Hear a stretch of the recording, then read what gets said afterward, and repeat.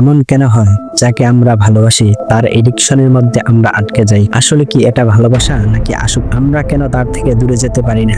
যদি তোমার মনে হয় এটা আসলে ভালোবাসা, তাহলে তুমি বুঝে নিও তুমি বাস্তবতা থেকে অনেক দূরে আছো। তুমি এখনো কল্পনার মধ্যে বসবাস করতেছো। হয়তো বুঝতেই পারতেছো এই ভিডিওটা কিরকম হতে যাচ্ছে। তুমি চাইলে এখানে স্কিপ করতে পারো। আর যারা বাস্তবতা সম্পর্কে জানতে চাও, নিজের মধ্যে পরিবর্তনের আশা রাখো, তা যদি হয় তোমার নিজের বিরুদ্ধে, শুধুমাত্র তারাই এই ভিডিওটা শেষ পর্যন্ত মনোযোগ সহকারে দেখো। আশা করি আজকের ভিডিও থেকে অনেক কিছু জানতে পারবে। তুমি কি কখনো চিন্তা করে দেখেছো তুমি কেন এমন একটা সম্পর্কের মধ্যে জড়িয়ে থাকো যে সম্পর্কটা তোমাকে কষ্ট দেয়? তুমি নিজেই জানো তুমি এই মানুষটার সাথে সুখী না, আর তুমি এটাও বুঝে গেছো যে এই মানুষটা আর কখনো পরিবর্তন হওয়ার সম্ভাবনা নাই। তারপরেও তুমি এই সম্পর্কের মধ্যে আটকে আছো। হয়তো তুমি অনেকবার ভেবেছো এই সম্পর্ক থেকে বের হয়ে যাবে, কোনো অজানা কারণে বারবার এই সম্পর্কের মধ্যে আবার ফিরে আসতেছো। তোমার কি মনে হয় এর কারণ কি? তুমি কি তাকে অনেক ভালোবাসো, নাকি সে তোমাকে অনেক ভালোবাসে, নাকি আগে তোমাদের সম্পর্কটা অনেক ভালো ছিল আবার এই ভালো হওয়ার অপেক্ষায় আছো? আসলে এগুলো কোনো কিছুই না। কেন এই সম্পর্কের মধ্যে আটকে আছো তোমার নিজেরই তা জানা নেই। তোমার এই সম্পর্কটা তুমি যতই চাইতেছো ভালো করার জন্য, কিন্তু বারবার খারাপের দিকেই চলে যাচ্ছে। কখনো কখনো তুমি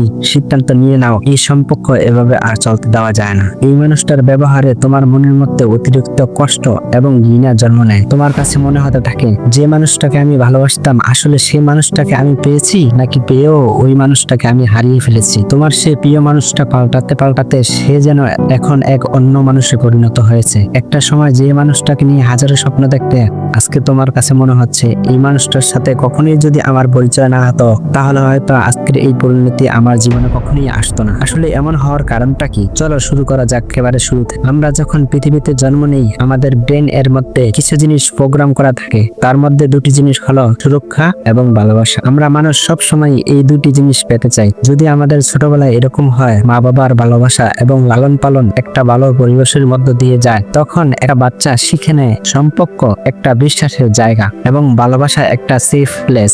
আর যদি তার উল্টোটা হয়, আমাদের ছোটবেলা কাটে অবহেলা এবং অনিশ্চিত পরিবেশে, তখন আমাদের ব্রেন শিখে যায় ভালোবাসা পাওয়াটা অনেক কঠিন। ভালোবাসা এমনি এমনি পাওয়া যায় না, ভালোবাসাকে অর্জন করতে হয়, নিজেকে প্রমাণ করতে হয় ভালোবাসার জন্য। আর এখান থেকেই শুরু হয় আসল সমস্যা। মনে করো তোমার প্রচন্ড মন খারাপ, তোমার কথাগুলো একটা মানুষের সাথে শেয়ার করলে সে মানুষটা খুব মনোযোগ সহকারে তোমার কথাগুলো শুনলো এবং একটা সলিউশন দিল, যা তোমার মন ভালো করতে সাহায্য করলো। তারপর থেকে যখন তোমার মন খারাপ হয়, এই মানুষটার সাথে কথা বলতে পারলে তোমার ভালো ফিল হয়। একটা পর্যায়ে তোমার কাছে ওই মানুষটাকে খুব ভালো লাগতে শুরু করলো এবং একটা সময় পার হওয়ার পর তুমি ওই মানুষটাকে ভালোবেসে ফেললে। হয়তো তোমার লাইফে তুমি এমন কাউকে পাওনি যে তোমার কথাগুলো মনোযোগ সহকারে শোনে এবং যে কোনো সমস্যার সলিউশন দেওয়ার চেষ্টা করে। তার মানে কখনোই এটা হতে পারে না একটা মানুষের একটা দিক ভালো হওয়ার কারণে তার বাকি অন্যান্য দিকগুলো ভালো হবে। হয়তোবা এমনও হতে পারে সে বদমেজাজি, খারাপ চরিত্রের মানুষ, ডাবল টাইমিং করতে সে পছন্দ করে।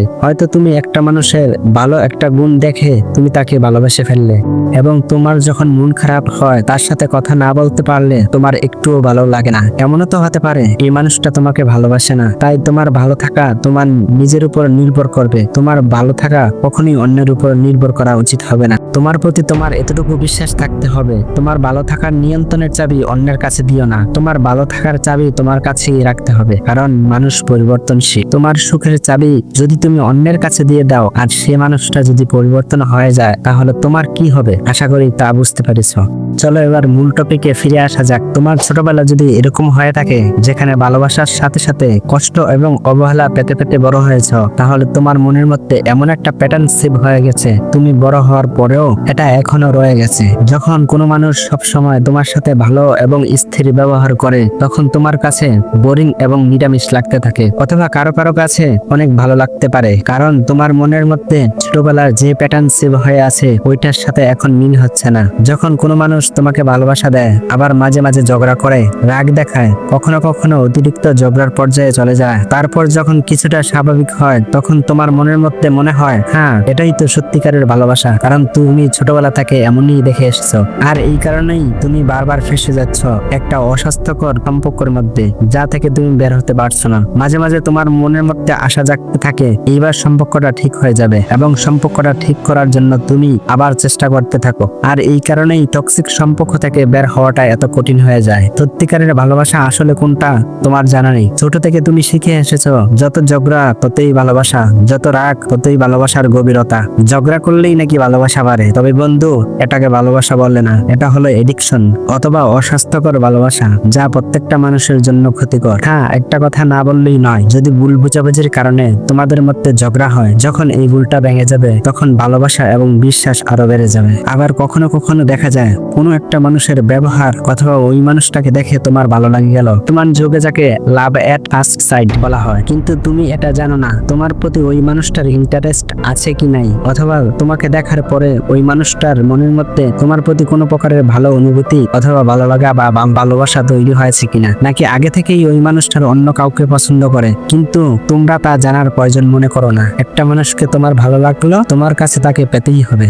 বারবার তুমি তাকে নক করতে থাকো, ওই মানুষটা তোমাকে বারবার ইগনোর করতে থাকে, তারপরও তুমি তাকে নক করতে থাকো। মনে হয় এমন তুমি পৃথিবীতে জন্ম নেওয়ার কারণ শুধুই একটা, এই মানুষটাকে তোমার আপন করে পেতে হবে। তোমার যে দায়িত্ববোধ থাকার প্রয়োজন তোমার মা বাবার প্রতি এবং তোমার ফ্যামিলির প্রতি, তোমার সমাজের প্রতি, এমনকি তুমি নিজে প্রতিষ্ঠিত হওয়া প্রয়োজন, সবকিছু বাদ দিয়ে তুমি পড়ে গেছো এই একটা মানুষের পেছনে। না আছে তোমার আত্মসম্মান বোধ, না আছে ফ্যামিলির প্রতি দায়িত্ববোধ। তখন সাধারণ একটা বিষয় তুমি বুঝতে পারো না। তোমার যেমনি ভাবে পছন্দ অপছন্দ করার অধিকার আছে, তেমনি ভাবে ওই মানুষটারও অধিকার আছে তার পছন্দ অপছন্দ জানানোর। এর জন্য অনেকটা দায়ী আমাদের মুভি ইন্ডাস্ট্রি। আমরা যাদেরকে অনুসরণ করি, বড় বড় হিরোদেরকে, তাদের মুখ থেকে যখন শুনি তুমি যদি আমার না হও তাহলে তোমাকে আমি অন্য কারো হতে দেব না। আরে ভাই, এটা তোমার বাপদাদার সম্পত্তি না। তোমার না হলে তুমি অন্য কারো হতে দিবে না। তোমাকে মাথায় রাখতে হবে তুমি যেমন মানুষ সেও তেমনি একজন মানুষ। তোমার যেমন ভাবে ভালো লাগা না লাগার কথা বলার অধিকার আছে, ঠিক একইভাবে তারও আছে। তোমাদের মধ্যে যাদের এরকম সিক মেন্টালিটি আছে, আমি বলবো এখনই পরিবর্তন হওয়ার সময়। টক্সিক পারসন জেনে অথবা না জেনে এতটুকু বুঝে গেছে তোমাকে এই সম্পর্কের মধ্যে টিকিয়ে রাখার জন্য সবসময় তোমাকে ভালো ব্যবহার এবং ভালোবাসা দেওয়ার প্রয়োজন নেই। মাঝে মাঝে একটু ভালো ব্যবহার এবং একটু ভালোবাসা দিলেই যথেষ্ট, যাতে করে তুমি কখনো তাকে ছেড়ে যেতে না পারো এবং তোমার মনের মধ্যে একটু আশা সবসময় বাঁচিয়ে রাখে একদিন সবকিছু হয়ে যাবে। এবং তোমাকে এমন কিছু কথা বলবে যা শুনে তোমার কাছে মনে হবে তুমি নিজেই দোষী এই সম্পর্কটাকে নড়বড়ে করার জন্য। তোমাকে বুঝাবে তুমি অতিরিক্ত চিন্তা করো, আসলে সম্পর্ক এরকমই হয়। তখন তোমার কাছে মনে হতে থাকবে তুমিই হয়তো দোষী সবকিছুর জন্য। আসলে সত্যি কথা হলো তোমাকে নিয়ে ইমোশনাল ব্ল্যাকমেইল এবং মানসিকভাবে খেলতেছে। এটা কোনো ভালোবাসা নয়। আমাদের সমাজ, সোশ্যাল মিডিয়া, ফিল্ম, নাটকের মধ্য দিয়ে আমাদেরকে ছোট থেকেই শিক্ষা দিতে থাকে সিঙ্গেল থাকা যেন একটা বড় অপরাধ। যদি ছেলেরা সিঙ্গেল থাকে আমাদের সমাজ হয়তো কিছুটা মেনে নেয়, কিন্তু মেয়েদের সিঙ্গেল থাকা এটা তো একটা বড় পাপের মতো দেখে। তোমাকে তোমার চারপাশ থেকে বোঝানো হবে তোমার সংসারের মধ্যে যতই ঝামেলা হোক না কেন এটা তোমার জন্য অনেক ভালো সিঙ্গেল থাকার চেয়ে। তোমাকে আরো বোঝানো হবে ফ্যামিলিতে এমন ঝামেলা হয়, এগুলো তোমাকেই মেনে নিতে হবে। তুমি যতই অত্যাচার যতই কষ্ট মেনে নিতে পারবে সমাজ তোমাকে ততই ভালো বলবে। আমাদের পুরুষ শাসিত সমাজে এর চেয়ে ভালো আর কি আশা করা যায়? কিন্তু সমাজ কখনো এটা বলবে না তুমিও যে একটা মানুষ। মেয়ে হয়ে জন্ম নেওয়া এটা কোনো দোষের কিছু না। প্রতিটা সন্তান জন্ম হয় তার মায়ের গর্ভ থেকে। এই বিষয় নিয়ে আরো কিছু বলার ইচ্ছা ছিল, কিন্তু কেন জানি আমার মনে হচ্ছে আমাদের সমাজ এখনো প্রস্তুত না আমার এই কথাগুলো বোঝার জন্য। একটা কথাই বলবো, প্রতিটা মানুষের মনে রাখা উচিত আমি যে ব্যবহারটা অন্যের সাথে করতেছি তা যদি আমার সাথে ঘটে তাহলে কেমন লাগবে। এরকম টক্সিক রিলেশনশিপে থাকার চেয়ে সিঙ্গেল থাকা অনেক ভালো। নিজেকে প্রস্তুত করো একা থাকার জন্য। এমন কিছু যোগ্যতা অর্জন করো যা করে তুমি নিজে চলতে পারবে, কারো কাছে হাত পাততে হবে না তোমার নিত্য প্রয়োজনীয় কোনো জিনিসের জন্য। কোনো একটা কাজ শেখা উচিত যাতে করে তোমার দিকে কেউ আঙ্গুল তুলে কথা বলতে না পারে।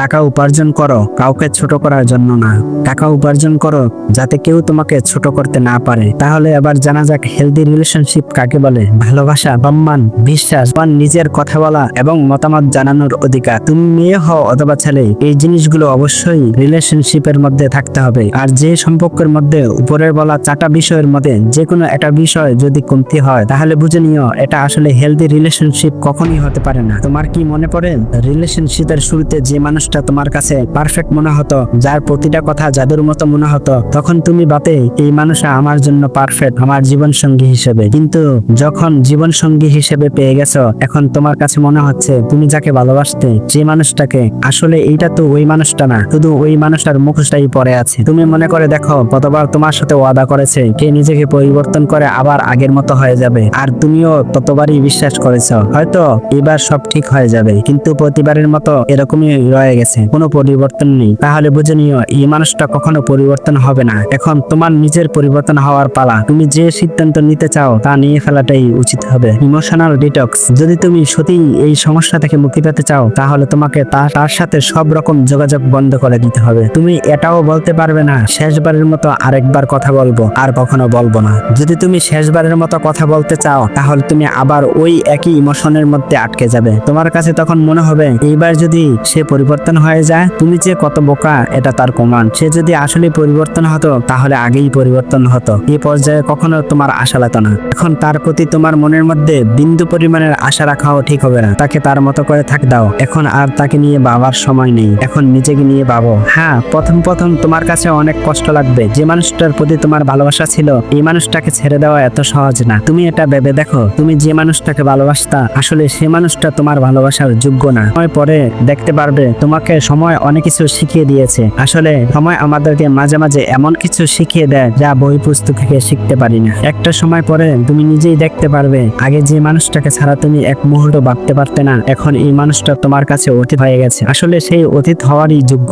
তারপরেও যদি তুমি অতীতের স্মৃতিগুলো ভুলতে না পারো, তাহলে তুমি একটা ডায়েরিতে লিখে রাখো তুমি কতটুকু অবহেলা এবং কতটুকু মানসিক যন্ত্রণার মধ্য দিয়ে তোমার সময়গুলো কাটাতে হয়েছে। যখন তোমার ওই মানুষটার কথা মনে পড়বে, তখন এই লেখাগুলো পড়বে, আর তুমি চেষ্টা করবে তোমার যে কাজ করতে ভালো লাগে তা করার জন্য, এবং তোমার ফ্যামিলির মধ্যে যার সাথে কথা বলতে ভালো লাগে তার সাথে কথা বলো। সময় কারোর জন্য থেমে থাকে না, ভালো সময় অথবা খারাপ সময়, সময় ঠিকই চলে যাবে। হ্যালো ব্রাদার এন্ড সিস্টার, জি হ্যাঁ, আপনাকেই বলছি। আমাকে ভিডিও বানানোর জন্য অনেক পরিশ্রম করতে হয়, অনেক রাত জাগতে হয়। তারপরও আমি চেষ্টা করি আমার এই ভিডিওর মাধ্যমে কিছুটা হলেও আপনার জীবনে ভিডিও প্রোভাইড করতে। তার জন্য আপনাদের সাপোর্ট অত্যন্ত প্রয়োজন। Please like, share and subscribe.